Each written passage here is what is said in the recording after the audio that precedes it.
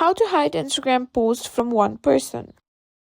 In this quick tutorial, I'll show you how to hide your Instagram post from just one person without blocking or unfollowing them. So let's jump right in. First things first, open your Instagram app and make sure you're logged into the account. Tap on your profile icon and simply tap on three horizontal bars, which will open settings and activity. Now scroll down, simply find and tap limit interaction.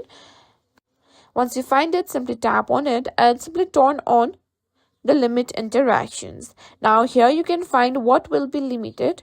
Simply tap on most interactions, which is fine for me, and tap on done. Once you've done that, simply tap on who will be limited. What you need to do is simply tap on edit your list. Once you've done that, you'll find all the followers that you have.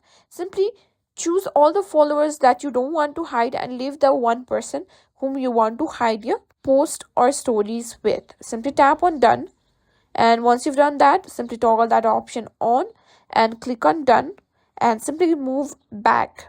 Once you've done that, simply click on a restricted option. Simply tap on that. Once you've done that, you need to simply turn that option on by simply clicking on next. Here you can simply search for the person that you want to hide your post to. Simply search for that person and simply restrict that person.